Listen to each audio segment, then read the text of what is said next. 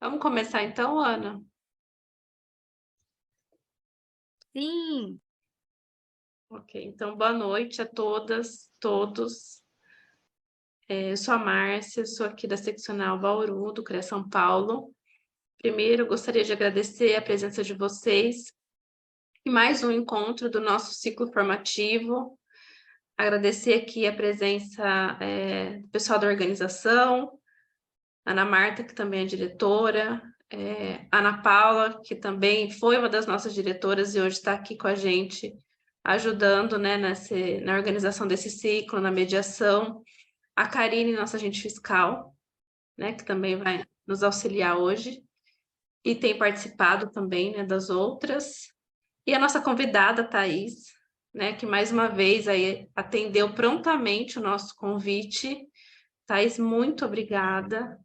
É importante dizer, né, que a Thaís e as demais convidadas que participaram desde a semana passada desse ciclo, elas estão aqui com a gente de forma voluntária, né? Atendeu o nosso pedido, né? Compartilhou com a gente esse chamado, né? Que não é só do conjunto, mas da categoria, que é debater assuntos que estão relacionados à atuação profissional em várias políticas, mas nesse ciclo a gente tem ressaltado essas questões voltadas para a política de educação, né? Então, o objetivo nosso com esse ciclo é poder contribuir nesse debate sobre atuação profissional nessa área, porque a gente sabe, né, que a nossa profissão ela está presente na política de educação, não é de agora, ela não vem com a implementação da lei, né?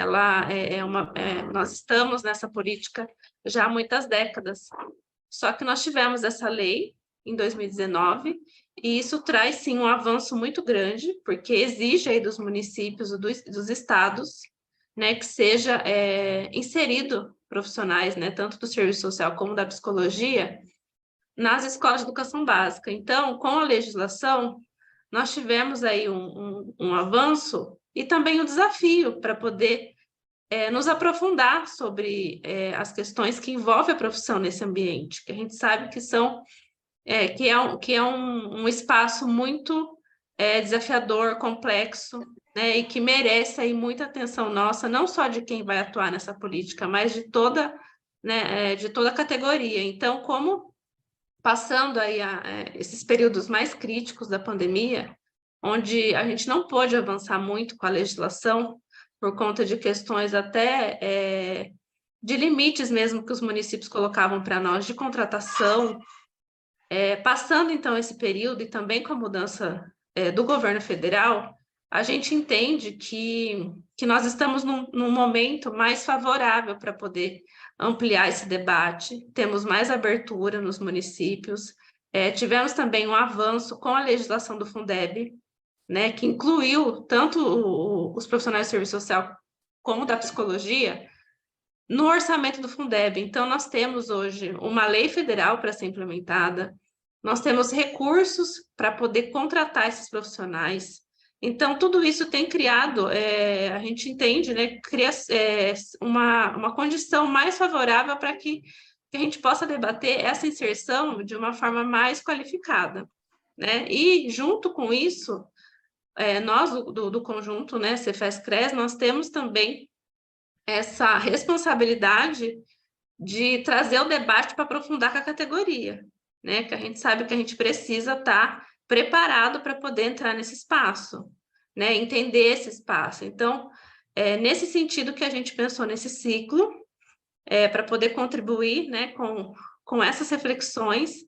E para isso a gente teve convidados assim muito especiais, né, que estão então desde a semana passada. Eu vou fazer só uma breve retrospectiva, né, que hoje é o nosso último encontro, mas nós tivemos aí, na terça-feira passada, a Rosana, que é lá do Rio de Janeiro, né, que ela veio trazer um pouco para a gente sobre a educação básica, da experiência que ela tem, né, na cidade onde ela atua.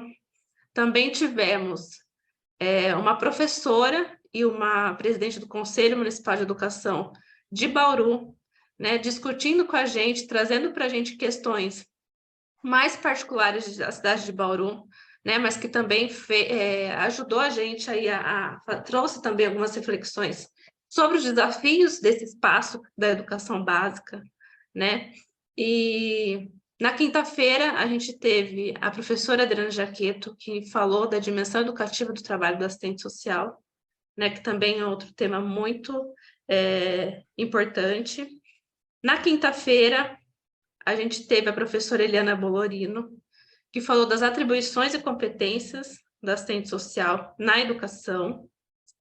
Depois nós tivemos, na quarta-feira, a Priscila Cardoso, né, e a Patrícia, que substituiu uma outra colega que não pôde vir, para discutir a educação inclusiva e a luta anticapacitista. Ontem, nós tivemos a professora Francisca, né, discutindo a questão do serviço social e educação e direitos humanos, né, um debate muito interessante, né, que ela trouxe várias provocações para a gente, né, pensar sobre esse espaço da educação que a gente precisa estar cada vez mais presente e na luta, né, junto com outros movimentos que atuam em defesa da educação. E hoje, né, nós temos aqui, então, a Thais para falar da educação antirracista, que é um outro tema que a gente, né, do serviço social precisa cada vez mais se apropriar, se aprofundar. Então, agradecer aí novamente todos os nossos convidados, né, dizer que foi 2 semanas muito rica, né, eu particularmente aprendi muito, né, com todos que vieram aqui. E eu vou passar, então, a palavra para uma das mediadoras que a gente vai ter hoje, que é a Karine, né, que é a nossa agente fiscal, que vai dar sequência aí com a apresentação da nossa convidada. Então, a Karine da Silva Borges Ramos é mulher negra, assistente social, especialista em gestão do Sistema Único de Assistência Social, tem experiência profissional na política de assistência social e atua, neste momento, como agente fiscal do CREA São Paulo, da seccional de Bauru, e também apoia a seccional de Sorocaba. Karine, muito obrigada, a palavra está com você. Marcinha, posso só fazer uma intervenção? Pode. Me lembraram aqui da gente fazer nossa audiodescrição. A gente teve um evento da luta anticapacitista na quarta, e aí as meninas estão falando, vamos fazer áudio. Eu falei, vamos, vou lembrar. Sim, obrigada. Importante, né, Ana? A gente precisa estar mesmo mais atento a isso. Bom, eu sou uma mulher branca, tenho 36 anos, estou usando um óculos azul, estou com uma blusa preta, onde eu estou aqui tem um fundo de uma janela, e acho que é isso. Karine. Bem lembrado, Ana. Mas tá certo, acho que isso é aprendizado, né, para gente ir implementando na nossa prática, né? Então, assim como a Márcia comentou, né, eu sou a Karine, alguns já me conhecem, outros não. E vou também fazer minha audiodescrição primeiramente, como a Ana lembrou, né? Eu sou uma mulher negra, de pele retinta, não tão escura, né? Mediana, cabelos longos. Estou usando uma roupa preta, atrás de mim tem uma cadeira preta, com uma parede branca. E eu queria também agradecer aqui, né? Essa direção vem fazendo um trabalho muito importante em relação a retomar, fomentar o fortalecimento da categoria, né? Principalmente retomar o coletivo, né, do serviço social, que eu acredito que é muito importante, né, na nossa atuação e nas nossas lutas gerais. Então, isso permeia. Então, gostaria aqui de deixar meu agradecimento para elas. Eu nem sempre consigo, eu tenho vontade de participar de tudo, mas eu não consigo. Eu não sei como que elas conseguem, porque é quase humanamente impossível, né? Porque elas também trabalham, têm suas obrigações, seus estudos, e se dispõe voluntariamente também a estar contribuindo de forma tão importante, né, e me ajudou bastante, contribuiu bastante, e vem contribuindo bastante com a minha formação. Inclusive, eu participo aqui desse momento para aprender também, juntamente com elas, com as convidadas, né, os convidados que estão vindo aqui nesse ciclo formativo que, como a professora colocou ontem, eu acho que foi algo, assim, essencial, que a Seccional Bauru deu uma puxada, né? E isso merece os parabéns, com certeza. Eu vou apresentar a Thaís, como a Ana falou, ela é muito famosa, né? A Thaís Pereira de Freitas, assistente social, mestrada, com mestrado e doutorado em serviço social, possui experiência na política de assistência social, na política de atendimento à criança e adolescente e gestão de recursos humanos. Ela é pesquisadora e militante em gênero e raça. Então, vamos dar atenção, que ela é estudiosa e pesquisadora da temática e pode contribuir bastante com a gente, né, acho que com as nossas reflexões também. E eu vou passar a palavra para ela. Vocês podem fazer as perguntas, se tiver alguma dúvida, colocar no chat que a gente vai estar mediando aqui, né, ao longo da palestra, da apresentação. Então, palavra para você, Thaís, fica à vontade. Boa noite a todas as pessoas presentes. Eu sou uma mulher negra, uso meus cabelos no formato de dreads, estou com uma roupa preta, um colar com contas marrons. Atrás de mim tem alguns quadros que remontam à temática racial, e esses quadros são da artista Daniela Nespoli. Daniela Nespoli tem uma marca que chama Expressões Quilombolas, e ela pinta sempre relacionado à questão racial. É também uma pesquisadora, estudiosa da questão racial, uma assistente social e artista. Então, esses quadros são da Daniela, esses quadros que estão atrás. Eu gostaria de agradecer o CRES São Paulo, Seccional Bauru, por esse convite, em especial a Márcia, com quem eu falei, que fez a interface aí, saldo a Karine, saldo a Ana, que foram as pessoas que eu vi aqui, nessa live, mas cumprimento aí a toda a seccional por essa iniciativa. Eu não sei, né, vi as falas, né, anteriores, dos outros encontros, eu não sei como foi a dinâmica, e aí, Karine, pensei de fazer uma exposição aberta, dialogada, então as pessoas podem ir fazendo perguntas no chat, eu tenho acesso, vou lendo e fazendo a interface, ou vocês preferem que eu faça uma exposição e aí depois vocês coloquem as perguntas? Eu acho, não sei, Karine, eu acho que dá para ela falar, né? E depois a gente abre para o debate. Acho que seria legal poder ouvir você, Thaís, e depois a gente abrir para o pessoal, né? Pode ser, Karine? Pode, tem sido assim, né, nos outros dias, né? Se Não, então... tiver alguma coisa assim, né, que surgir, de repente, a gente vai anotando, vai separando as questões.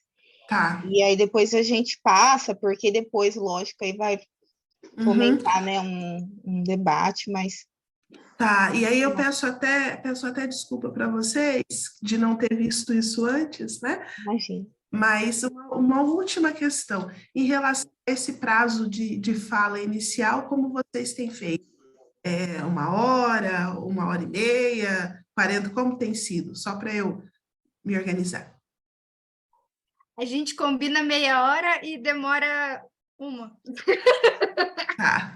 Tô brincando, mas fica à vontade, Thaís. Inclusive, se quiser pedir interação, o jeito que você se sentir mais à vontade, os combinados têm sido 30 minutos e depois abrir para debate, onde a gente acaba se estendendo mais na interatividade, mas tá em casa. Tá bom. Obrigada.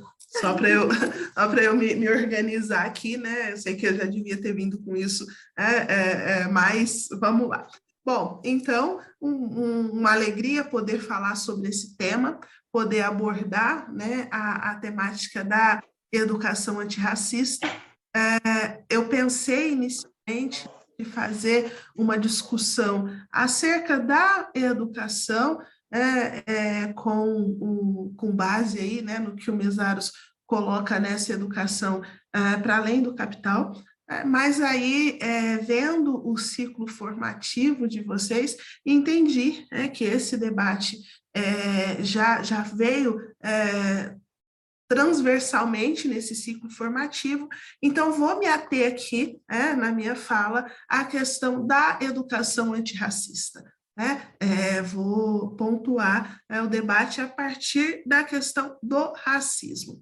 E aí, para falar acerca disso, eu fiz uma sistematização aqui em dois momentos que eu acho imprescindíveis para a gente se propor a falar sobre educação antirracista. O primeiro, né, o porquê nós precisamos de educação antirracista. Esse é, na minha opinião, o ponto de partida. Porque apesar de que, para a gente que milita, que estuda, que entende, está mais do que provado a necessidade de uma educação antirracista, eu entendo que nós precisamos expor esses pressupostos. Por que é necessário uma educação antirracista? Esse é o primeiro momento da minha fala, e o segundo momento é, então, como nós podemos fazer uma educação antirracista? A partir de quais ações, a partir de quais direcionamentos nós vamos construir uma educação antirracista? E aí, eu falo como assistente social, falando para assistentes sociais, e aí é muito legal, muito bacana pensar justamente que esses assistentes sociais, eles podem estar trabalhando diretamente com a política de educação, seja nos espaços da educação básica, do ensino médio, do ensino técnico, ou mesmo da educação universitária, na assistência e permanência estudantil, ou essa perspectiva da educação perpassando outros espaços, e aí espaços de educação não formal. Então, assim, os lugares, os espaços onde nós podemos trabalhar com uma perspectiva de educação antirracista, cabe tanto na questão da educação formal quanto na educação informal. Então, é a partir desse ponto que eu parto para a nossa reflexão. Em relação à bibliografia que eu utilizo para fazer esse debate, em relação à questão racial, eu trago a Lélia Gonzalez, o Clóvis Moura, o Florestan Fernandes e o Ottaviani. Acredito que esses autores, eles ajudam a gente a ter uma concepção que permita o entendimento acerca aí de racismo e por que nós precisaríamos, então, dessa educação antirracista, tá? Então, primeiro ponto da minha fala, por que nós precisamos de uma educação antirracista? Tá? Porque o Brasil é um país racista. E aí vocês viram, nesse ciclo formativo, que a educação, ela pode servir para um processo de transformação da sociedade, das relações sociais, ou ela pode servir para a manutenção das relações desiguais que estão postas. A educação, e aí especialmente a educação formal, é um espaço onde você vai aprender ou seguir as regras e continuar num processo violento, machista, homofóbico e racista, ou pode ser um espaço transformador. E aí, no meu artigo, que está na Serviço Social e Sociedade, lá de 2017, eu falo sobre a forma de se trabalhar a questão da desigualdade racial nos espaços escolares, porque desde sempre acreditei que a ideia da educação, né, o espaço da educação é um espaço muito profícuo. Bom, Thaís, falar que a sociedade é racista é quase que lugar comum, mas eu entendo que a gente precisa partir do cotidiano, né, das dimensões do dia a dia, para nós conseguirmos enxergar isso que a gente fala das relações sociais de cunho racista no Brasil. Não pode ser um entendimento pura e exclusivamente teórico. Quando eu falo que a sociedade é racista, não pode ser a partir exclusivamente das leituras que eu fiz, a partir exclusivamente da minha vivência pessoal enquanto mulher negra nessa sociedade. Não pode ser só eu a perceber. Eu acho que esse é um aspecto estruturante para nós falarmos de racismo. Não são as pessoas negras as únicas pessoas que têm que falar sobre racismo. Eu costumo brincar que não fomos nós que inventamos o racismo. Tem que ser um compromisso da sociedade. Só que para a gente ter esse compromisso, a gente precisa começar a ver no nosso cotidiano, na nossa realidade, as expressões do racismo. Eu posso falar aqui para vocês, a partir da minha vivência, eu posso falar aqui para vocês, a partir das leituras que eu fiz, a partir da minha tese de doutorado, mas se vocês não enxergarem no cotidiano, na forma como se estruturam as relações sociais no Brasil, esse racismo, vai ser mais uma fala, vai ser mais uma palestra, vai ser mais uma discussão, onde uma pessoa fala muito sobre uma coisa, a gente escuta e fala, que legal, mas amanhã segue o bonde.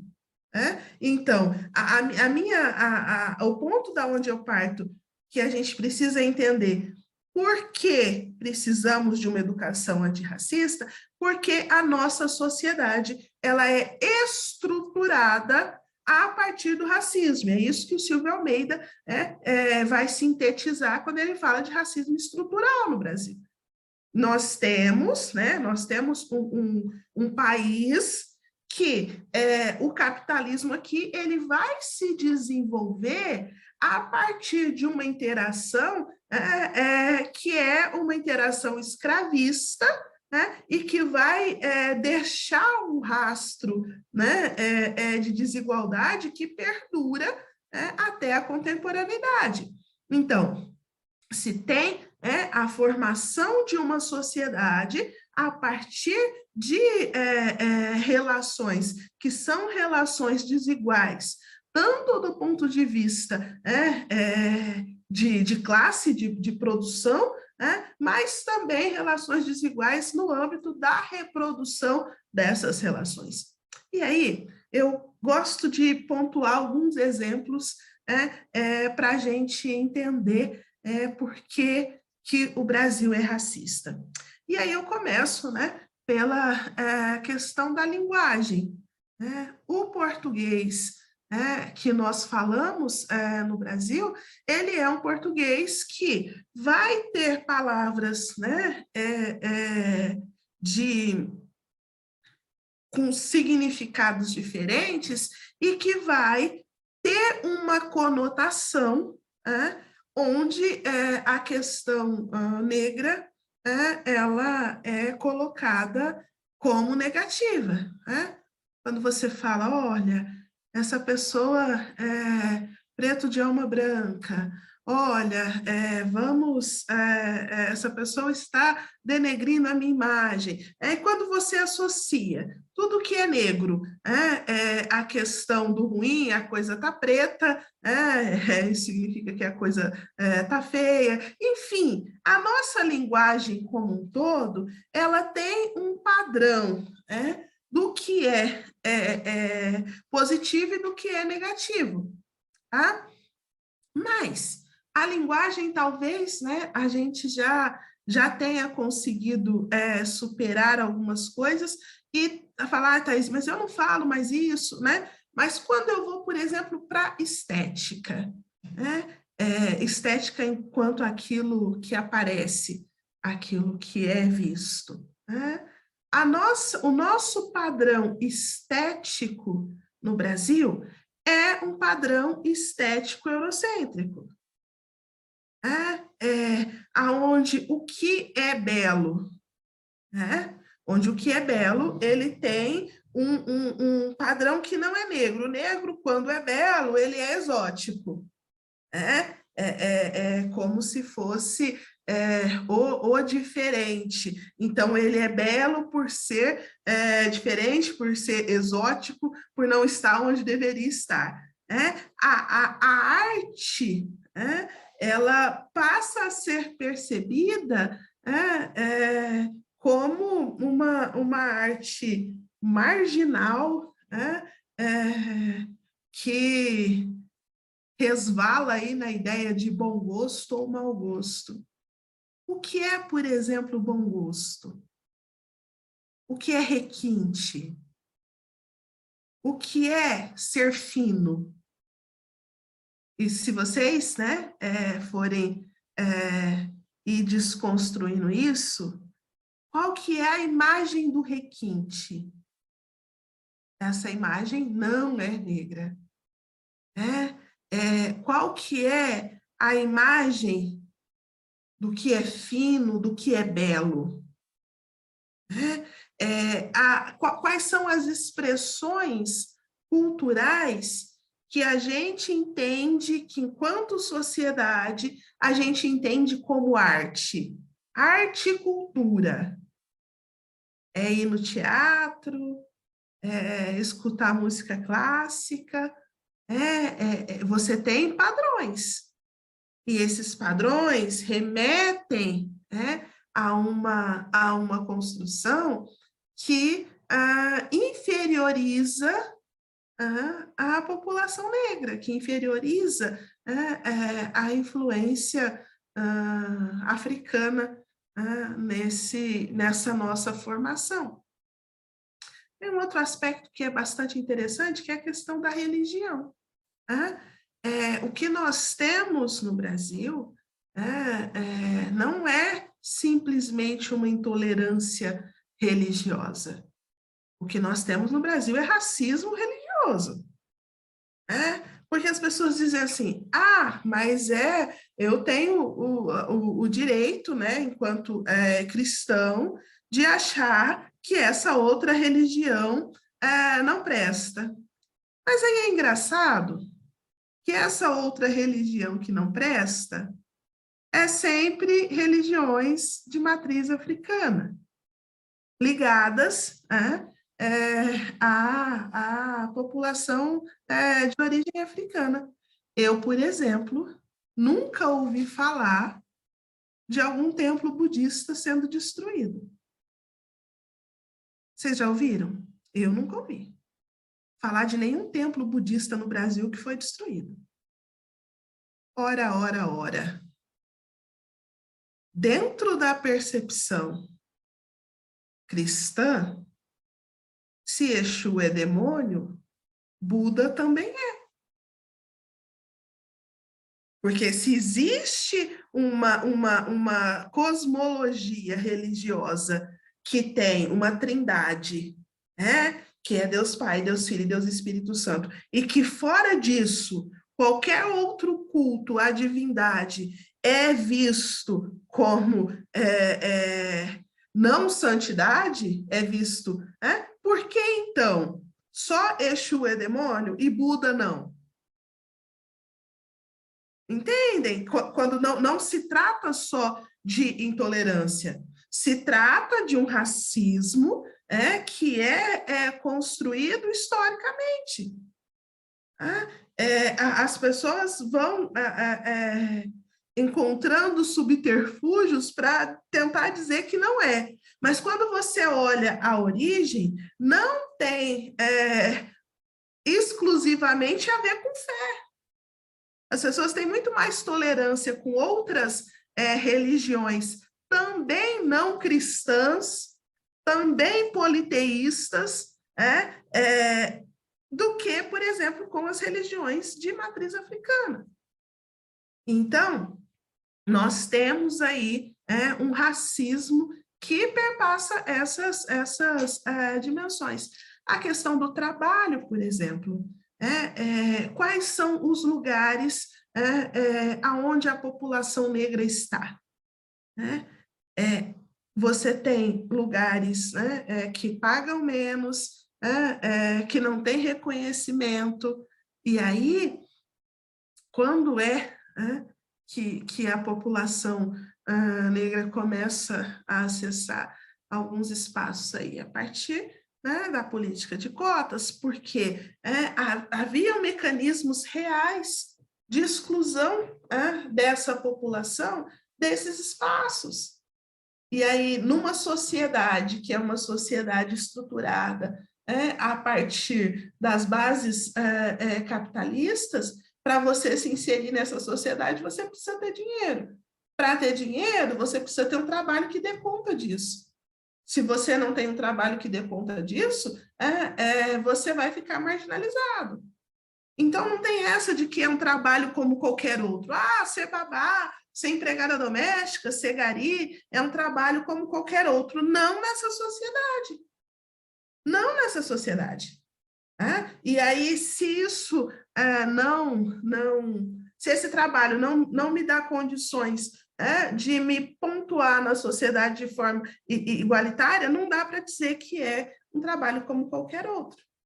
Enfim, quando eu olho para a nossa estruturação de sociedade, para a forma como nós, sociedade, estamos organizados no Brasil, nós vamos perceber que, historicamente, a população negra vem sendo direcionada, vem sendo empurrada para as margens. E aí, nós temos uma realidade extremamente desigual, extremamente violenta, e que a gente precisa, de alguma forma, pensar estratégias para avançar em relação a isso. E a educação, ela tem um papel primordial nesse processo, porque ela tanto serve para a reprodução, para a manutenção do que está posto, como ela pode servir para subverter essa lógica.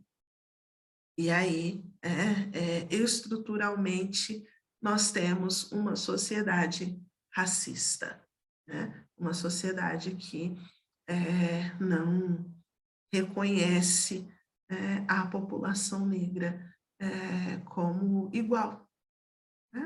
E aí, é engraçado que as pessoas também falam, mas olha,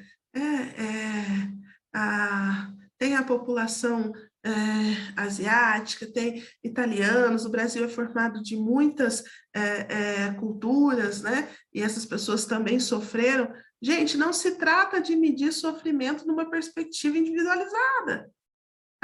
É evidente que os imigrantes italianos sofreram também.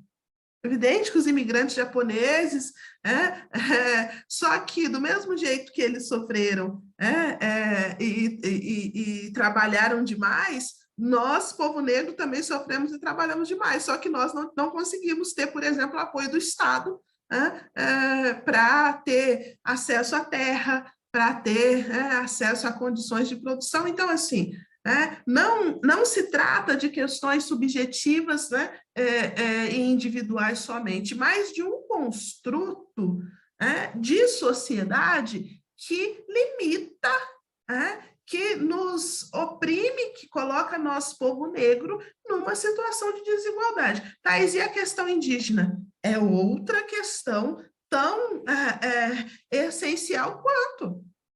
Nós, os povos originários, nós, povos negros, somos povos que fomos massacrados. E aí a população indígena vai ter problemáticas diferentes da nossa, mas que também, da nossa, eu falo enquanto mulher negra, mas que também compõe esse debate da questão racial no Brasil. Bom, temos então uma estrutura, uma sociedade estruturalmente racista. Eu poderia passar aqui todo o tempo trazendo exemplos para mostrar para vocês do como esse racismo está encalacrado nas nossas relações sociais. E que aí não é só, não passa simplesmente pela nossa escolha enquanto pessoa de fazer diferente. A gente precisa mudar e conformar um outro padrão de relações sociais. Porque por mais iluminada, por mais gente boa, por mais não racista que uma pessoa seja, ela ainda está dentro de um sistema racista. Ela ainda está dentro dessa ordem, essa ordem que, em alguns momentos, vai privilegiar. Ela vai colher os privilégios disso, mesmo ela não sendo racista. Uma pessoa branca, mesmo que ela não seja racista, ela vai colher frutos dessa ordem das coisas. Nós, povo negro, por mais que a gente trabalhe e ascenda socialmente, vez ou outra, e isso é muito engraçado, quando a gente vê com os jogadores de futebol famosérrimos, riquérrimos, riquíssimos, e em algum momento, em algumas situações, tem alguém lá para lembrar para eles que eles são pretos, e que preto no Brasil, o lugar é outro. E aí, quando eles sofrem racismo, a mídia vai e divulga, e aí é o que a maioria das pessoas pretas nesse país passam, e mesmo ascendendo socialmente, não vão nunca ser tratados como igual. Lélia Gonzalez fala disso, por exemplo, quando ela estabelece a questão da mulher negra. Ela fala, uma mulher negra, ela vai ser sempre confundida com a empregada, com a babá, coisa que, por exemplo, uma mulher branca, as chances de acontecer isso com ela são menores, porque existe um padrão, E a Lélia Gonzalez, ela é muito feliz nesse texto, racismo e sexismo na cultura brasileira, e ela vai pontuar os exemplos, dos papéis que são atribuídos às mulheres negras, e que a gente, em algum momento, vai ser confundida, mesmo que você ascenda socialmente, mesmo que você tenha o título de doutora, mesmo que você tenha um emprego razoável, em algum momento alguém vai chegar e vai falar para você, dependendo do espaço que você está, é você que limpa aqui? E aí, você fala, qual o problema em limpar? Gente, não tem nenhum problema em limpar. É um trabalho, existe dignidade nisso. A questão é que nessa sociedade esse trabalho é visto como inferior, e quando eles acham que eu, mulher negra, sou quem faz esse trabalho, eles estão dizendo, você é a pessoa que é feita para esse lugar, esse é o seu lugar. Entendem? Então, assim, está na nossa forma de ser sociedade. E aí, o segundo ponto que eu quero trabalhar com vocês como, né, fazer essa educação antirracista. Então, o primeiro ponto da minha fala foi por que nós precisamos de educação antirracista. O segundo ponto da minha fala, como podemos fazer uma educação antirracista, por onde a gente caminha.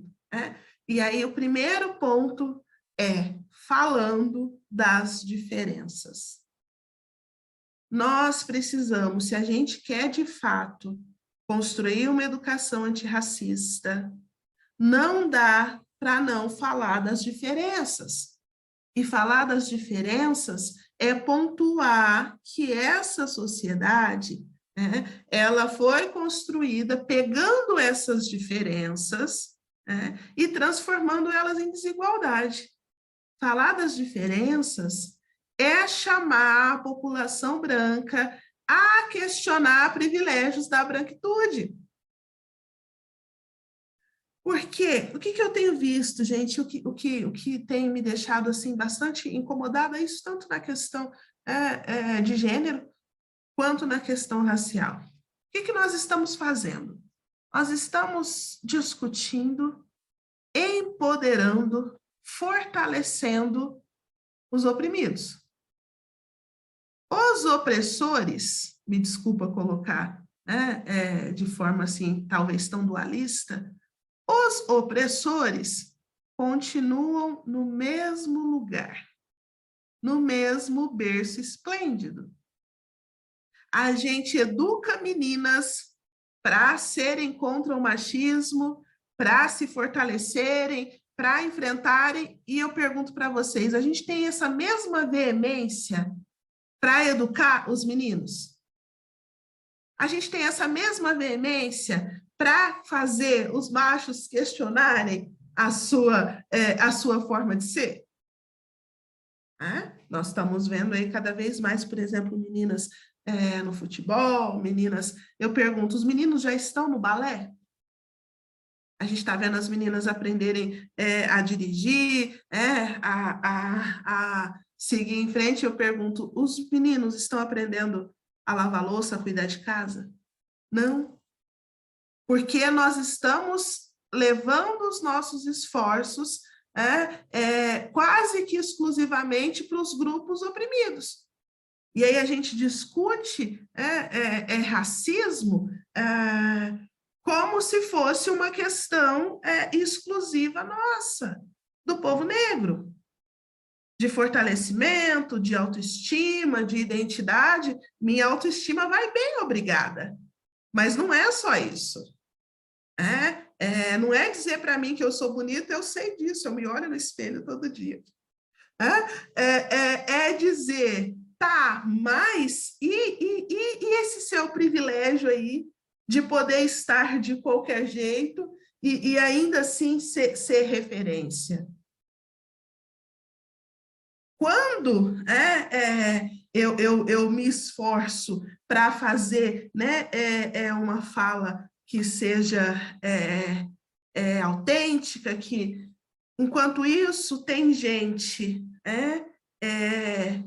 que só tem como contribuição a branquitude.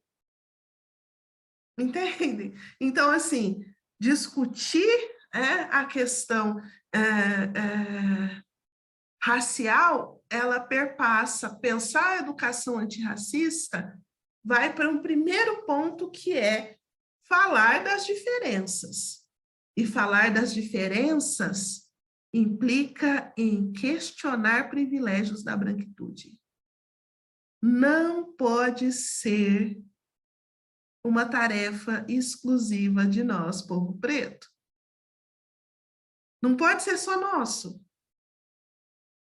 Não pode ser só a gente a correr atrás, a se esforçar, a falar, gente, vamos discutir. Gente, vocês estão sendo racistas. Precisa de que as pessoas brancas também reflitam sobre esse lugar de privilégio. E a gente só consegue falar isso quando a gente reconhece as diferenças. A gente reconhece que elas existem, que elas estão aí. E que para mudar não pode ficar só nos grupos vulnerabilizados. Precisa mobilizar, precisa envolver todo mundo. Segundo ponto para a gente fazer uma educação antirracista é rever as nossas metodologias, rever os nossos materiais.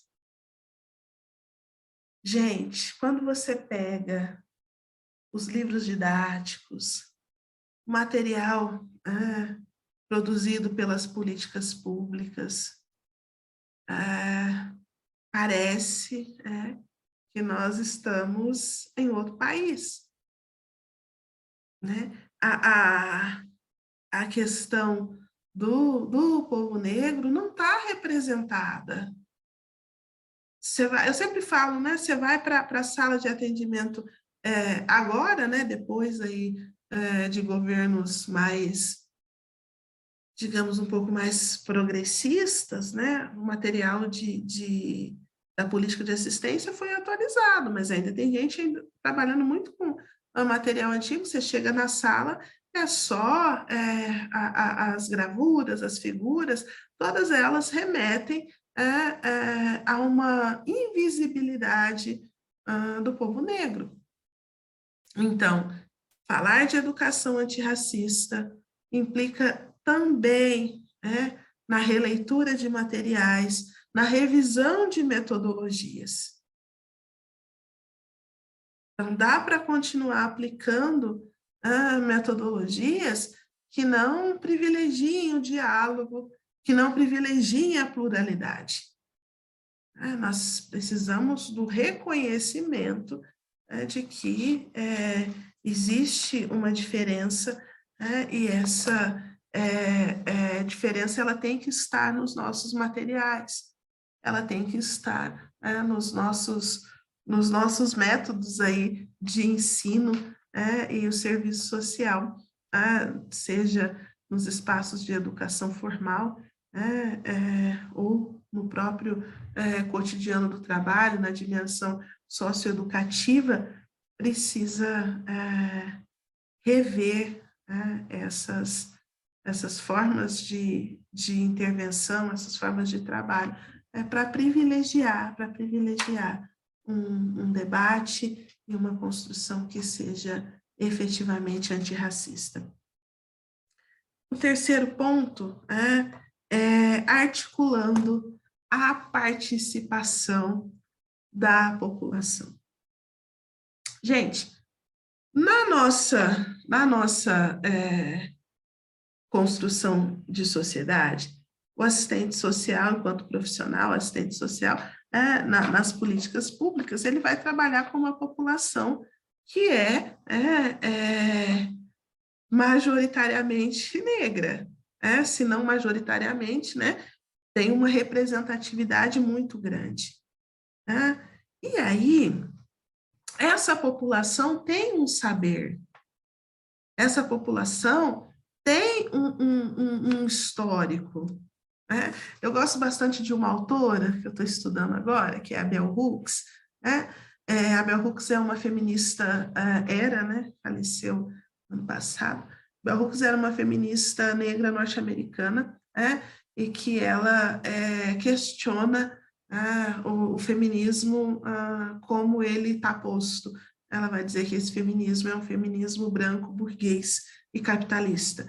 Ela diz, nós precisamos do feminismo, mas um feminismo que contemple pluralidades. E aí ela fala, uma das grandes coisas, né, um dos grandes problemas do feminismo, como ele está, é que as feministas acham que as mulheres periféricas, elas não têm consciência da exploração que sofrem. Elas têm consciência. o fato delas não saberem, de repente, elaborar e falar sobre isso, como outras pessoas falam, pode dar a impressão que elas não têm consciência. Não, elas têm consciência. Né? O que não conseguem, muitas vezes, é passar por isso e pensar caminhos. Da mesma forma, gente, a população negra sabe que vivencia racismo, sabe do processo de exclusão. E aí a gente precisa conseguir, por isso a importância de rever metodologias, a gente precisa conseguir chegar nessas pessoas para que elas, então, entendam a importância desses espaços na construção de uma outra forma de relação social. E aí, para tudo isso, para a gente conseguir fazer tudo isso, nós precisamos ampliar a nossa formação. Por isso que um espaço como esse, esse ciclo formativo sobre educação, ele é essencial.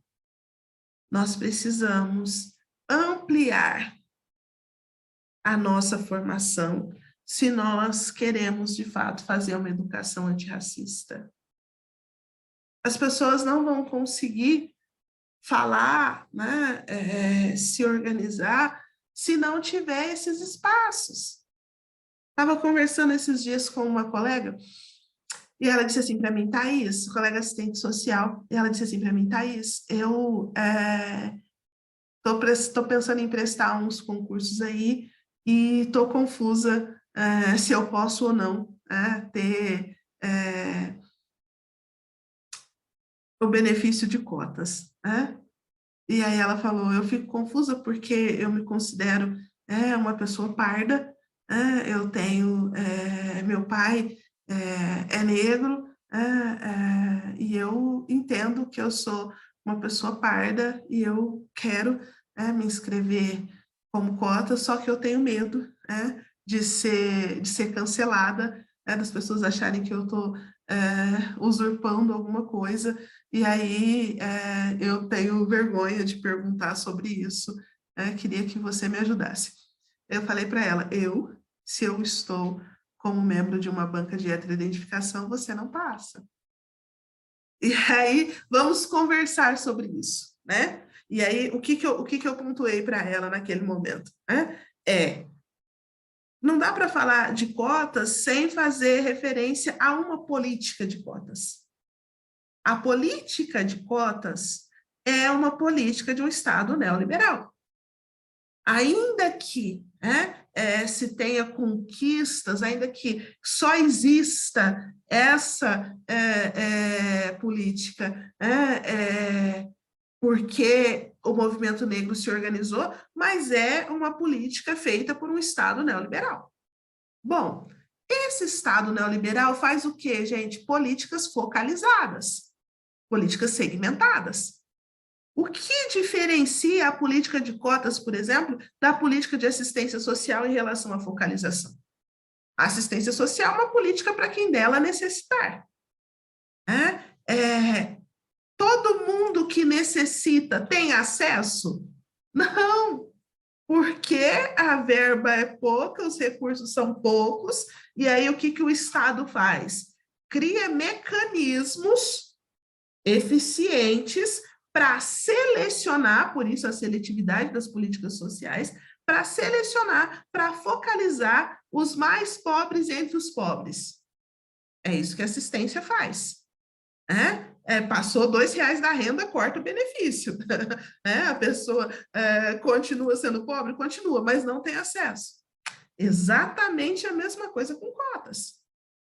O Estado iria garantir para toda a população negra, e aí negros, de acordo com o IBGE, pretos e pardos, iria conseguir garantir para todo mundo o acesso? Não. O que o Estado faz? Cria mecanismos para direcionar essa cota para quem vai ser mais vitimizado pelo racismo no Brasil, e que vão ser as pessoas de pele mais retinta. Então, o fato de não ser aprovado numa comissão de heteroidentificação não significa que você deixou de ser negro. Identidade, eu posso ter uma identidade racial negra. Agora, ter acesso a uma política, isso vai depender de mecanismos que essa política cria para selecionar, e é uma política focalizada. Só que é muito difícil a gente falar sobre isso, porque ou se vem, né, com acusações dizendo, olha, está querendo usurpar o lugar, ou, né, as pessoas não têm... Eu não gosto do termo, vou usar entre aspas aqui, as pessoas não têm clareza para fazer esse debate e entender que se trata de uma política pública. Então, assim, a gente precisa ampliar esses espaços de formação. A gente precisa possibilitar que cada vez mais nós tenhamos condições de discutir essas temáticas para, assim, fazer uma educação antirracista. Sem essa educação antirracista, a gente vai continuar reproduzindo valores, continuar reproduzindo referências que são racistas. Então, em linhas gerais, era isso que eu queria trazer para vocês, né, enquanto provocações iniciais para a nossa conversa aqui de hoje. A Verônica, né, me pergunta o livro com título e autora. O livro é Por um Feminismo Latino-Americano, que é da Lélia Gonzalez, e nesse livro tem um artigo que chama Racismo e Sexismo na Cultura Brasileira. Esse artigo, Racismo e Sexismo na Cultura Brasileira, ele está disponível na internet. Depois, se posso mandar para a Márcia, e aí divulgar para os participantes. É um artigo curto da Lélia, que tem 12 páginas, mas que fala, então, dessa estruturação. Eu gosto desse filme, da Harriet, né? É um filme bem bacana, assisti, gostei bastante. A gente precisa fazer essas discussões, ver filmes, ler livros, conhecer outros autores e trazer esse acúmulo para o serviço social, trazer esse acúmulo para o nosso trabalho, para a nossa formação, e assim dar conta aí dessa realidade, que é a realidade do racismo na sociedade brasileira, e que a educação pode ser, sim, antirracista. Pode. É um desafio, é um caminho grande a ser trilhado, mas é possível. Márcia.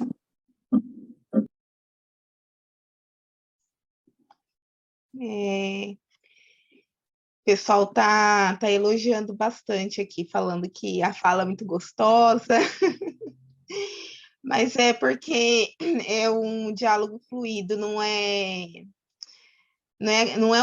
algo simples, eu entendo também, né? Aquele manual, algo que, né, uma coisa que é posta, e como você falou, Thaís, que a gente vê uma palestra, vê alguma coisa, pensa ali sobre aquele tema e depois passou.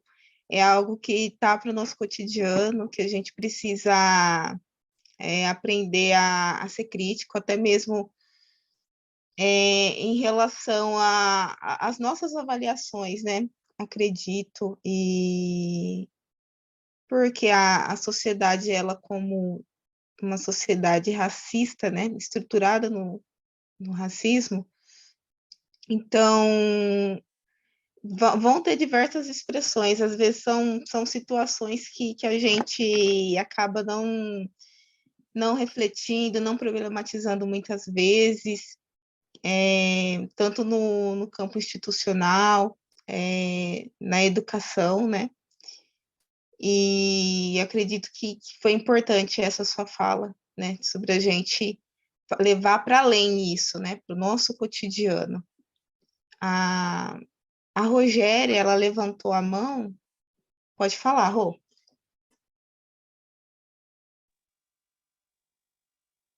Laís, eu estava aqui pensando na sua fala, quando você falou a questão da branquitude, né? Do reconhecimento, enquanto as pessoas saberem, então, porque a gente fala muito sobre nós negros, né? As pessoas negras, o que sofremos, né? Conhecemos aí as situações que envolvem a questão do racismo. E aí eu estava pensando numa fala da Cida Mineiro, num evento do Nucres Presidente Prudente, onde ela estava falando realmente sobre isso, né? Eu até anotei a fala dela aqui, eu queria compartilhar, porque eu achei muito didático também, e bem reflexivo. Então, ela disse assim, que os brancos precisam se enxergar como raça. O contexto de construção social traz a questão raça como algo direcionado aos negros e afasta dos brancos o pensamento de ser raça, os aproxima do pensamento individual como maioria e dando a eles a condição de supremacia. Então, quando você falou sobre isso, eu fiquei pensando realmente, né? Que você disse, a gente se empodera, a gente ensina desde as crianças, a gente leva toda a informação que a gente tem nos espaços, sejam formais ou informais. Mas realmente a gente não fala sobre a branquitude. Primeiro porque eu acho que culturalmente, estruturalmente, socialmente, não havia essa posição, eu digo confortável, no sentido de conhecimento, né? E agora que há o conhecimento, eu acho que às vezes se faz tão necessária essa reafirmação de identidade enquanto negros, de eu sei da minha história, a minha história é essa, é isso que nós passamos diariamente, que aí acaba ficando, então, em segundo plano essa questão da branquitude, né? E aí você falou a respeito de ampliarmos a nossa formação, né? Na pós-graduação, eu fiz com a Karine até sobre a gestão do SUAS, eu pensei muito em que escrever, sobre o que escrever, porque eu tenho essa aproximação, então, com a questão da temática racial também, né? E eu escrevi sobre a necessidade da compreensão da temática racial, então, como o foco do trabalho também do assistente social, porque, em linhas gerais, dentro da nossa formação, né, que é generalista, a gente sabe que as expressões da questão social estão, então, né, focalizadas nas nossas ações, mas aí a gente vê os desmembramentos, né, que as pessoas estudam sobre o que as políticas públicas, então, são elaboradas, e a questão da temática racial está sempre ficando em segundo plano. Então, constrói-se, por exemplo, uma conferência municipal, né, para tratar de uma determinada situação. E aí a gente tem que ficar, então, provocando a discussão sobre a questão racial dentro daquela temática. Ela não vem ali explícita, né? Então, acho que é, sim, necessário a gente falar, né, reafirmar, conhecer, e eu acho que dentro desse processo da educação, quando eu vi, né, no card, então, do evento, que iria ser debatida essa questão, né, da temática racial, foi algo que me alegrou, porque muitas vezes a gente, enquanto participantes, enquanto viventes, né, de situações aí, até racistas, ou conhecedores, então, da temática, a gente se sente no dever de provocar, né? Mas quando isso não vem, então, como um foco seja da atividade, ou seja da palestra, ou seja do curso, eu acho que acaba muitas vezes gerando questionamentos que eu acho que já não cabem mais. Então, por que estudar o racismo? O porquê falar de racismo? Né? Então, acho muito válida, e quero aproveitar também para parabenizar, então, as meninas que organizaram esse ciclo formativo, porque dentro, então, de todas as linhas que a gente vê, então, aprendendo todos esses dias, a gente fechar, então, com a temática racial, ao meu ver, é uma questão de reafirmação, né, dos nossos valores e dos nossos princípios éticos e morais, né, porque, além de profissionais, somos seres humanos, eu acho que tocados por todas as questões relacionadas a preconceito, né, e discriminação. Obrigada, Rogéria, né? Eu acho que você toca num ponto que é bastante bastante caro, né, para o debate da questão racial, que é justamente a população branca se perceber enquanto grupo racializado, né? Historicamente, é como se o branco ser humano, o branco padrão, e aí existem os outros, né? Os outros grupos racializados. Né? E aí, isso, gente, tá no cotidiano. Tá no cotidiano. Inclusive, nos nossos espaços ditos progressistas. Por exemplo, tivemos aí ano passado, né, uma eleição, e o que eu ouvi no campo ideológico onde eu estou, que é o campo das esquerdas, dizendo assim, nossa, mas como assim que ele é de direita, ele é negro, ele não pode ser? Eu disse, por que que ele não pode? Entende que, assim, existe um lugar, né? É evidente que, na minha opinião, ninguém deveria ser do outro campo ideológico, né? Mas se as pessoas são do outro campo ideológico, as pessoas brancas têm direito, as pessoas negras também têm. E aí a gente faz um padrão de como deve ser o negro. Não, negro não pode gostar disso. Negro tem que gostar disso. Negro não pode, sabe? E você perpassa uma construção que é também racista. Né? E então, penso que a gente precisa avançar, né? Enquanto sociedade e mesmo enquanto profissão, enquanto serviço social, para fazer essa discussão ser também central nas nossas formações. Então, por isso, né, eu fiquei bastante feliz que não é um evento sobre raça, entendem? Não é um momento que a gente vai discutir raça, e esses espaços também são importantes, 20 de novembro ou outros espaços exclusivamente para discutir raça. É um espaço para discutir educação, e dentro desse espaço para discutir educação, a gente costura a questão de raça, né? A organização fez isso. Isso tem que acontecer na saúde, isso tem que acontecer na assistência, isso tem que acontecer na habitação, né? Porque a questão racial, ela atravessa todos esses espaços, né? Ela atravessa todas essas políticas. Daí, mais uma vez, parabenizo também a organização por essa proposta. A Guiomar, né, me coloca aqui, eu estou falando de forma meiga, obrigada. Eu, às vezes, empolgo, Guiomar, e começo a gritar igual doida aqui, mas igual doida é um jeito de dizer, né? Inclusive um jeito errado. Mas começo a falar aqui, gesticular, mas é porque é uma temática que me toca bastante, né? E aí, quero aproveitar isso, quando eu uso esse termo equivocado, que ninguém, gente, está livre dessa construção. A gente tem posicionamentos capacitistas, a gente tem posicionamentos que estão relacionados que são extremamente preconceituosos em relação à saúde mental, e isso escapa. Por quê? Porque é próprio dessa sociedade. O que é falar igual doida? Entende? Que tem um preconceito aqui e que eu tento, no meu cotidiano, rever isso, e que escapa, assim como a questão racial para algumas pessoas, como a questão da diversidade sexual e tantas outras coisas. Por quê, gente?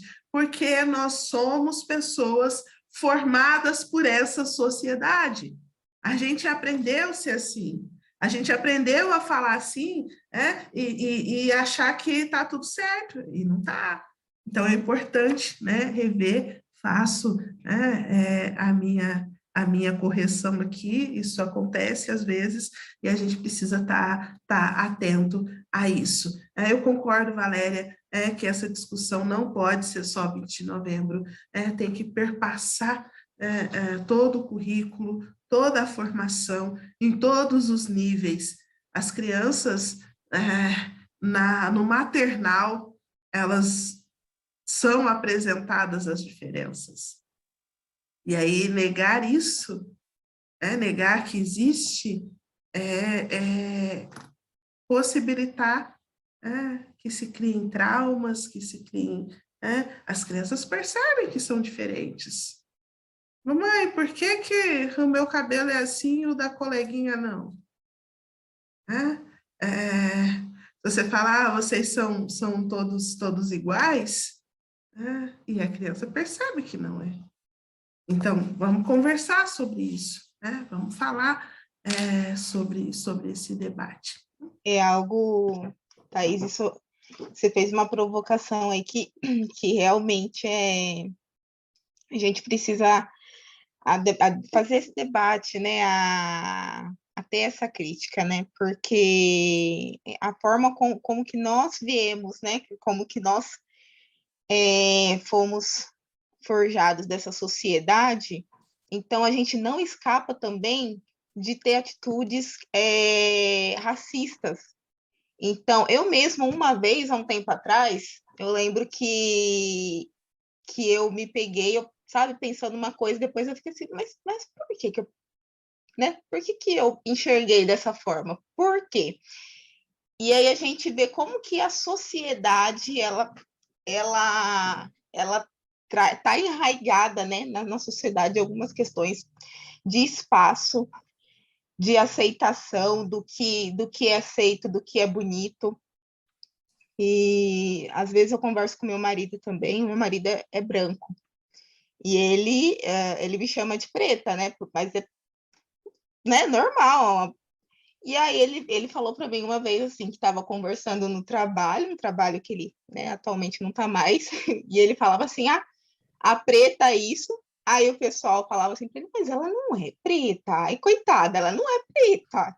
Como se fosse uma coisa negativa, sabe? E ele não entendia, ele falava, como assim? Ela é preta, mas qual que é o problema dela ser preta? Então, algo... E assim, aí eu fiquei pensando, mas realmente ali naquele espaço, quais eram as pessoas pretas? Né? Principalmente ali onde eu estava, não tinha. Não tinha. Então, a gente precisa realmente entender, né, como que funciona, como que essa sociedade está estruturada, como que ela pensa.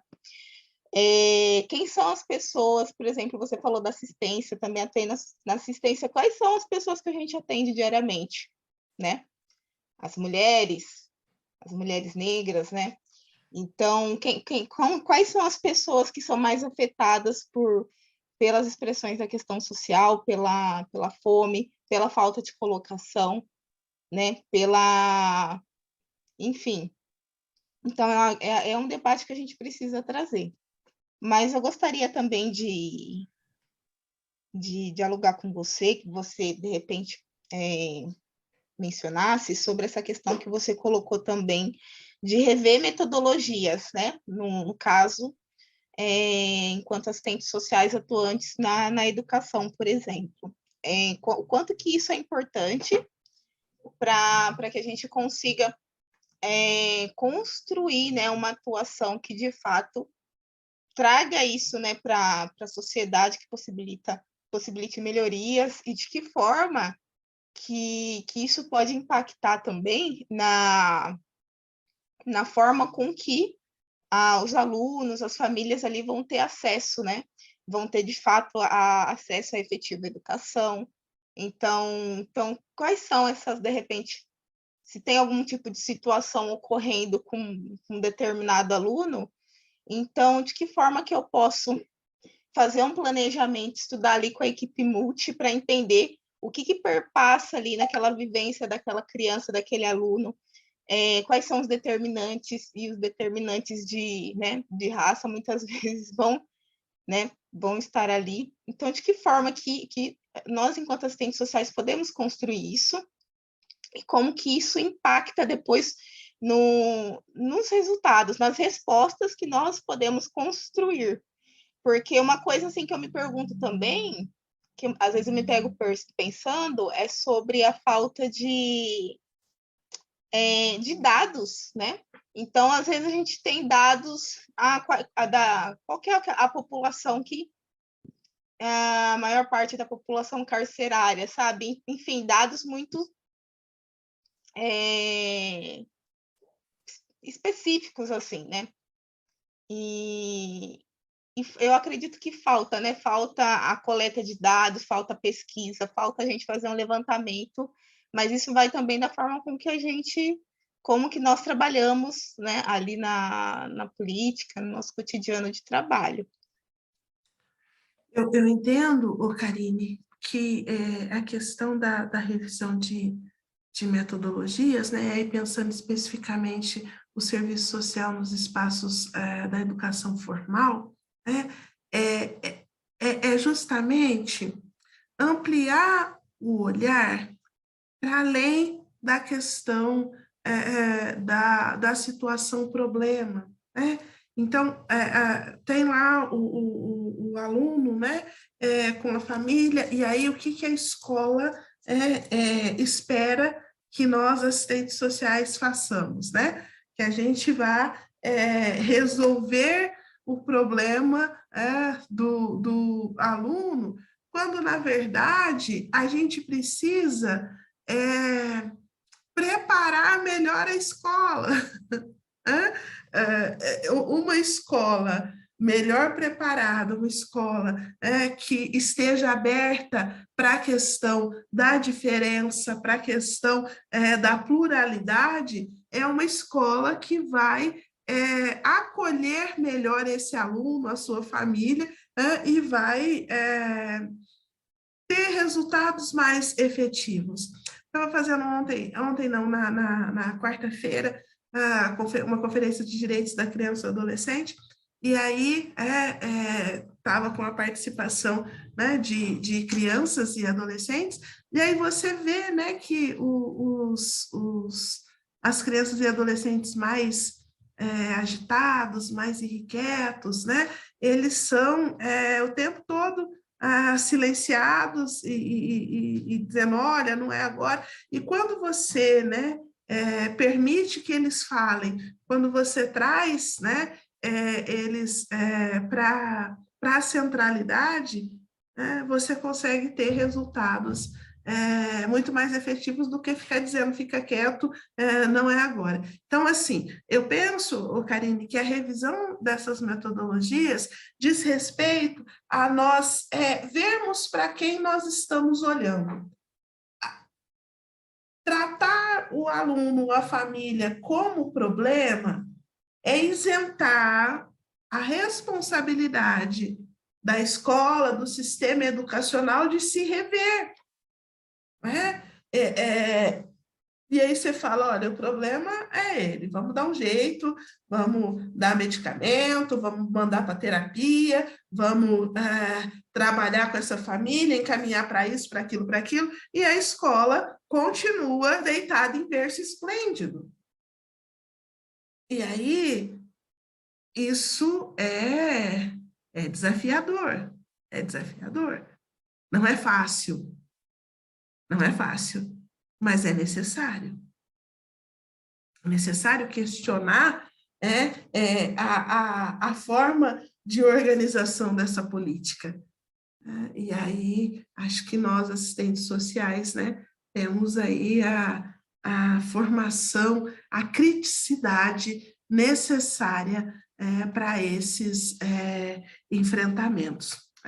A Ana coloca, né, se puder falar um pouco sobre o aumento dos ataques nas escolas que estão ligadas a grupos supremacistas, e o que vemos são as discussões, ações de enfrentamento ligado ao controle, vigilância, segurança, e pouco se fala na grande mídia sobre a questão do racismo e a misoginia que estão na base desses movimentos. Obrigada pela questão, viu? E aí a gente, né, tá vivenciando isso, e acho que você foi muito feliz em sintetizar essa problemática, porque é exatamente isso, né? Você tem grupos, né, que floresceram, tá, aí nos últimos... desculpa, é porque era a Ana que estava usando isso, é a Márcia, obrigada, viu, Márcia, pela questão. Acho que você foi muito, muito feliz quando você faz essa provocação, Márcia, porque esses grupos, eles se desenvolveram aí, né, especialmente nesses últimos 4 anos, tiveram esse apoio para ganhar destaque. E aí, o que se faz nas escolas? Se pensa no aumento da segurança, no aumento da vigilância, sem fazer a discussão, sem pensar no que está na base. E o que está na base é essa relação que nós temos visto aí de racismo, e esse enfrentamento é muito difícil, porque quem é que vai ser, né, alvo de revista, alvo, né, de segurança ostensiva nas escolas? A gente sabe, né, quem é que a polícia, a segurança pública é treinada para fiscalizar, né? Esses dias fui levar a minha mais velha na escola e uma mãe veio pedir para eu assinar, né, um abaixo-assinado, pedindo então, e eu falei, o que vocês estão assinando aí, né? O que vocês estão pedindo? E aí, entre as coisas, né, detector de metal na porta, revista de mochila e guarda armado na escola. Falei, não vou assinar isso, né? O debate tem que ser outro. Mas eu pergunto para vocês, né, qual que é o caminho mais fácil, né? Falar da segurança, quando na verdade não é simplesmente uma questão de segurança, né? É uma questão de educação, e que sem essa educação a gente não avança, né? A Guiomar fala sobre o reconhecimento através de fotos no meio policial, e negros sendo presos erroneamente porque são parecidos. Violência dos direitos e a dificuldade em provar a inocência e a demora. O nosso sistema de segurança pública, gente, é um sistema que é voltado tem uma base racista. Hoje as polícias, né, já estão, já começa a questionar isso, mas lá na década de 90, você tinha um termo na polícia militar que era cor padrão, suspeito cor padrão. Esse padrão era o quê? Pessoas negras. Então, assim, essa trajetória, ela não foi superada. A segurança pública, apesar de ter alguns pequenos avanços, mas a lógica ainda é uma lógica de exclusão, né? Onde o fato de você ser negro já te coloca numa posição de suspeito número 1. E aí você tem uma situação que vai perdurar por muito tempo, justamente por causa dessa dificuldade de rever padrões, de fazer uma educação antirracista.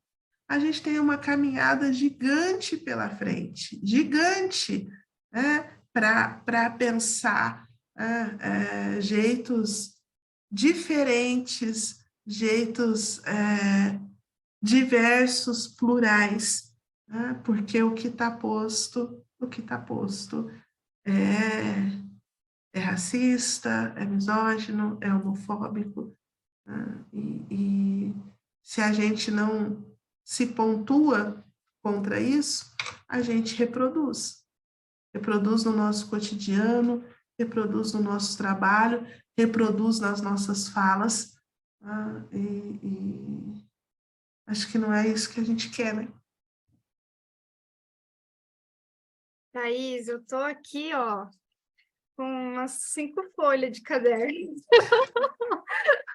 É muita coisa, não sei nem se eu consigo sintetizar uma pergunta, assim, rever toda a nossa construção, se perceber enquanto pessoa, palavra, a forma de interagir, assim, e eu agradeço muito por esses espaços, por essa generosidade de fazer isso de uma maneira tão acolhedora. Então, eu fico lendo o chat, vendo os comentários, e eu me sinto igualmente contemplado, assim, né?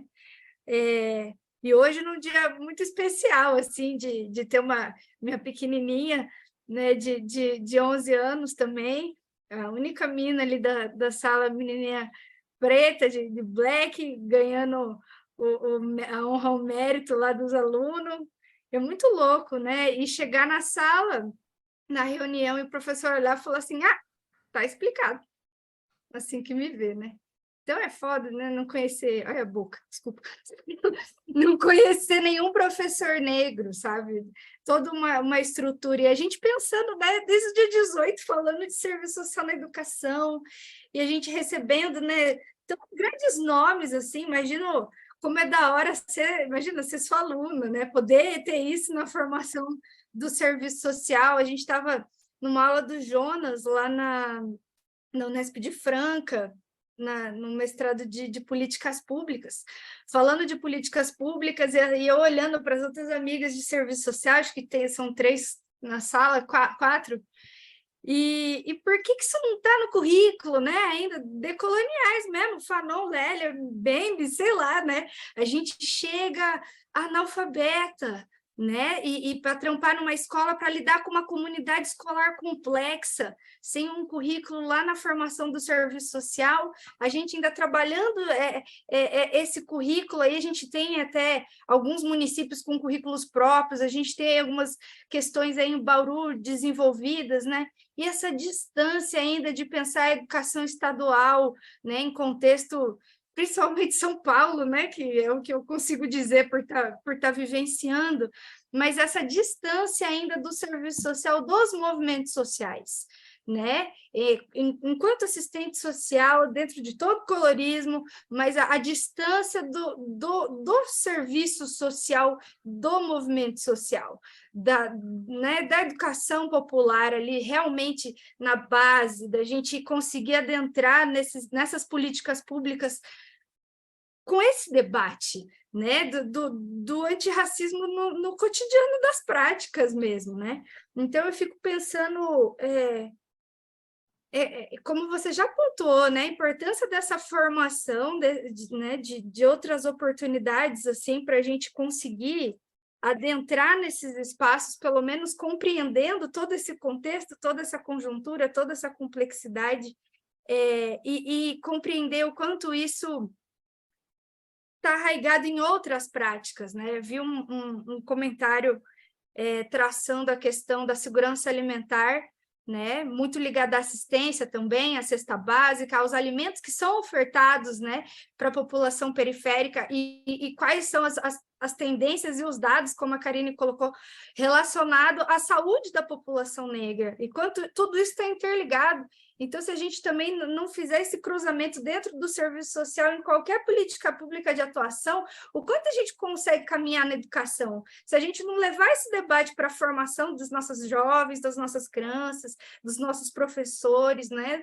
Então, eu fico, né, muito preocupada e te agradeço muito, assim, por trazer tantas questões importantes aqui. Eu tenho certeza que eu vou passar a fala da Rogéria, da Conferência da Assistência, exatamente, a gente ainda faz uma conferência de assistência social sem nenhuma dessas transversalidades, né? Inclusive sobre transfobia, sobre tantas outras questões, capacitismo, né? E agradeço mesmo esses espaços de luta que a gente possa estar participando cada vez mais, né? E como que você vê esse caminho de aproximação do serviço social, essa tarefa aí também do conjunto Cefes-Cres, para muito além de atribuições sindicais, né, que nos propõe, mas da gente realmente conseguir adentrar nesse debate e trazer contribuições aí para a população usuária dos serviços,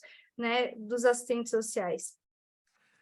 Olha, né, a sua fala me provoca, né, de muitas formas, Mas eu quero pegar um ponto, né, central, que eu acho que a partir dele a gente consegue conversar bacana, que é justamente, né, como o serviço social, né, vai conseguir se articular a essas lutas, a esses movimentos, a estar nesses, fazendo a diferença nessas construções. E aí eu vou te dizer que, assim, a gente no serviço social ainda precisa caminhar muito, muito na superação daquela velha história de teoria e prática, né? No serviço social, o que nós temos, né? Uma base, né? Não sei se esse é o termo, mas vou utilizar aqui, vocês tenho certeza que vocês entendem o que eu estou dizendo.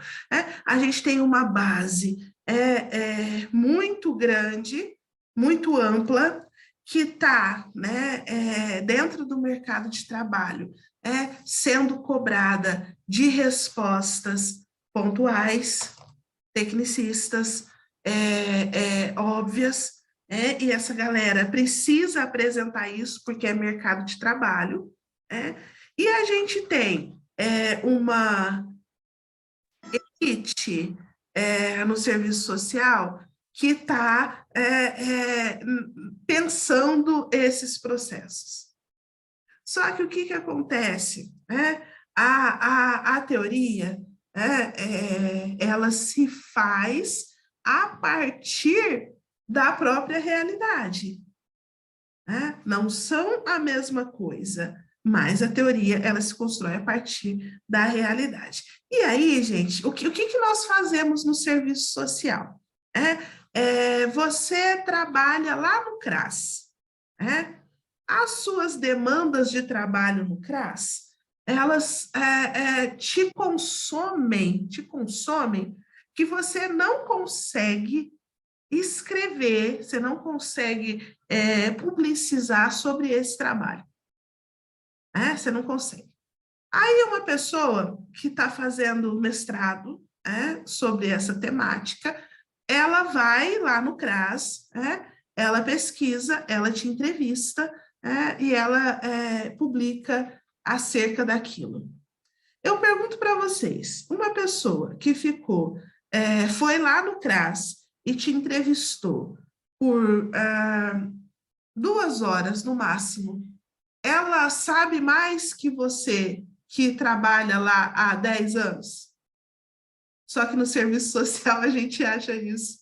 E aí tem uma base que tem um monte de conhecimento que está todo dia aí lidando, que está todo dia fazendo esse trabalho, mas que, por que cargas d'água eu não sei, não se sente habilitada a falar sobre isso. Fala, não, mas eu não posso falar sobre política de assistência, né, gente? Quem trabalha com política de assistência é a Yasbeck. Eu não posso ousar falar. E eu pergunto, criatura, quem está lá no CRAS? Nós precisamos conseguir fazer isso, falar sobre o nosso exercício profissional, falar sobre o que nós fazemos, discutir o que nós fazemos. Então, lá no nosso exercício profissional, nós temos condições e nós precisamos ter essas condições, sabe? De falar sobre isso, de escrever sobre isso, dizer, é isso que nós estamos fazendo.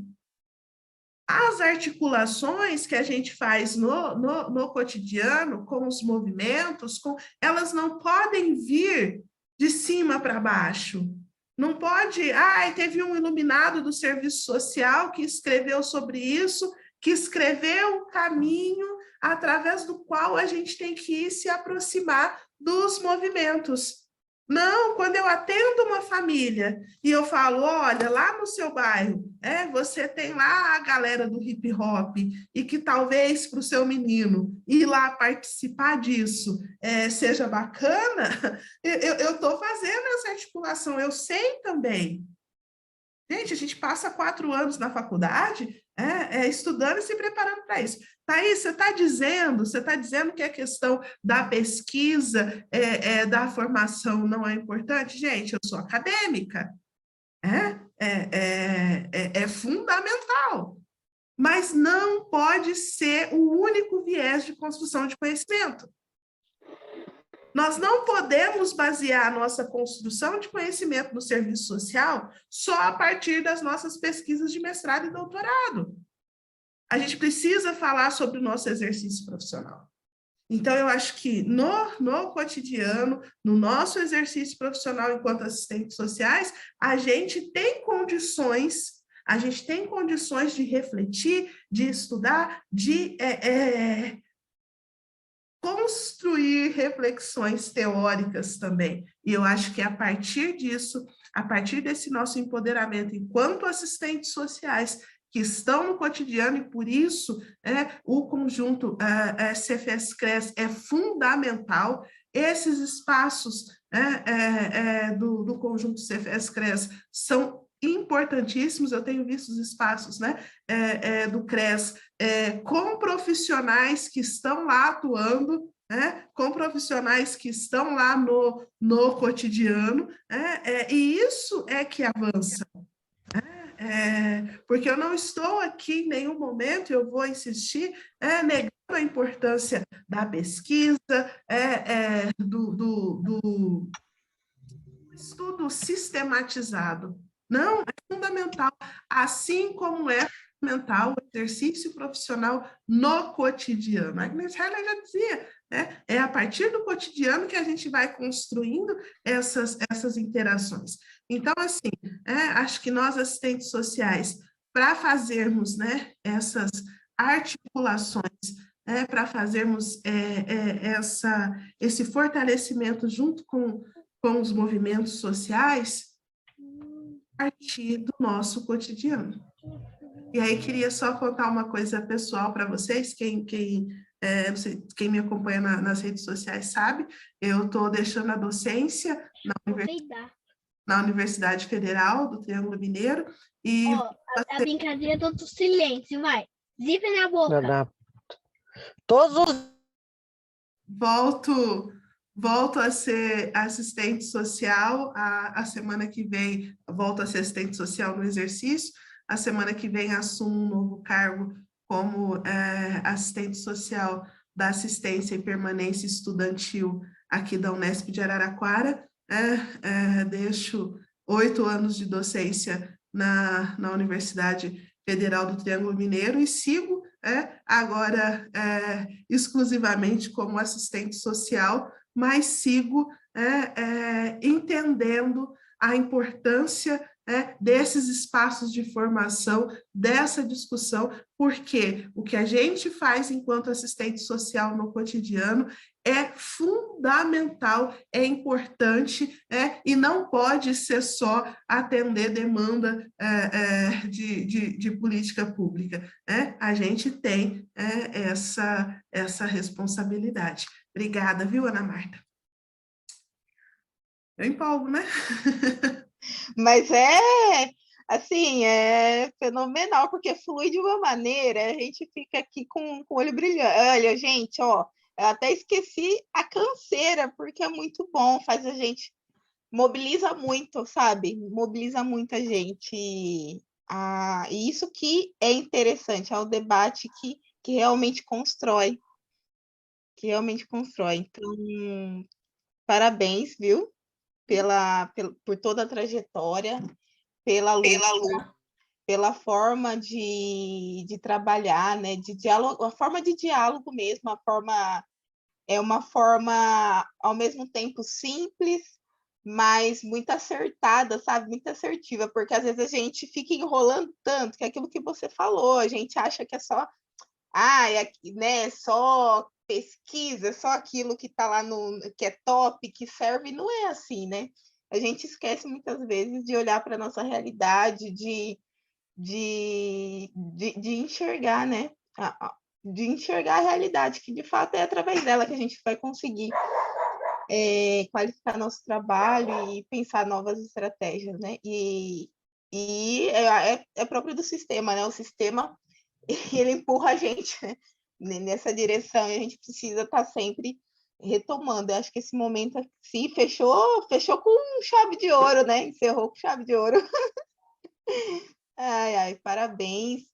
E eu acredito que eu falo em nome de todas as pessoas que estão aqui presentes, que estão reagindo ali, que colocaram, né, fizeram comentários, estão com reação também. A Rogéria colocou um comentário falando... Eu não sei se está aparecendo para todos o comentário da Rogéria. Se não tiver, ela colocou assim, ó, Thaís, sua potência e resistência refletindo em novos espaços, parabéns. A estrada para a liberdade, caminho para a libertação, é marcado pela resistência em cada encruzilhada. Angela Davis. Então, aí foram os votos da Rogéria. Obrigada. Eu só queria confirmar, porque aparece aqui para mim, e aí a Rose, né, está dizendo sensacional, minha amiga, e depois ela me cumprimenta. Eu queria só ter certeza que é a Rose, minha comadre. Oi? 9 horas. É a Rosemary Cristina Alves, que fez esse comentário, que está aqui, porque se tiver, gente... que coisa linda, comadre! Rose é assistente social aí de Bauru, minha comadre, madrinha da minha filha mais nova, e sinto muito orgulhosa, viu, Rose, de estar aqui. Tivemos a honra de trabalhar como assistente sociais na Fundação Casa, né? E foi da Fundação Casa para a Vida. Nega, ó, sabe que você mora aqui, né? Bom te ver. Aí, ó, tá aí. Lindezas, vocês são maravilhosos. Obrigada, viu, gente? Então, Thaís, mais uma vez eu quero agradecer. E, infelizmente, né, passou muito rápido todo o tempo, dava, né, pano para manga, dava para a gente ter ficado aqui mais tempo, né, dialogando, mas a gente vai ter que encerrar. É a última aula do ciclo formativo, do primeiro ciclo, né? Eu espero que a gente tenha outras oportunidades, assim, que a nova direção, acredito que sim, vai continuar fomentando isso que as meninas, né, da direção atual do CRES estão fazendo. Então, é um trabalho muito bom mesmo, assim, de estar propiciando esses momentos, estar correndo atrás de profissionais que, como você, né, que sabem, né, tem todo um jeitinho de dialogar com a gente, de mobilizar tudo isso. E fica o convite, né, para todas as pessoas que estão aqui, seguir as redes sociais. A Ana colocou, né, no chat. Tem os grupos também de Nucres, porque as atividades são sempre divulgadas por ali também, tá? E agora, eu sei que não é todo mundo que gosta, mas quem quiser, se sentir à vontade, quiser abrir as câmeras para a gente poder registrar, né, tirar uma fotinha, a gente vai tirar para poder estar partindo. Mas antes disso, eu queria perguntar para a Thaís, se a Thaís gostaria de falar, né, mais algumas palavras, fazer alguma consideração. Fica à vontade, viu, Thaís, se você quiser fazer, né? Obrigada, viu? Só queria agradecer mais uma vez especialmente a Márcia. Dei um trabalho para a Márcia, gente. Márcia esperando foto, esperando confirmação de dia, esperando assinatura de documento. Obrigada pela paciência, viu, Márcia? Obrigada por me convidar para esse espaço. É uma honra muito grande. Eu acredito, de fato, no potencial da educação. E por isso, por acreditar de fato, eu entendo que a gente precisa falar de forma acessível, de forma didática, de forma que toque mentes e corações. Eu quero que vocês, amanhã, quando forem no sábado ou no domingo, forem jantar no restaurante aí da cidade de vocês, que vocês olhem, e se forem negros, percebam quantos estão com vocês. Se não forem negros, percebam aonde é que estão os negros nesse espaço que eu estou. Sabe? Essas coisas, né? É isso que eu quero que fique desse processo, que no trabalho profissional eu olhe para o meu espaço e vejo quem é que está comigo, aonde é que estão as pessoas negras? Elas estão só na limpeza, só na segurança, ou elas também estão na secretaria, elas também são...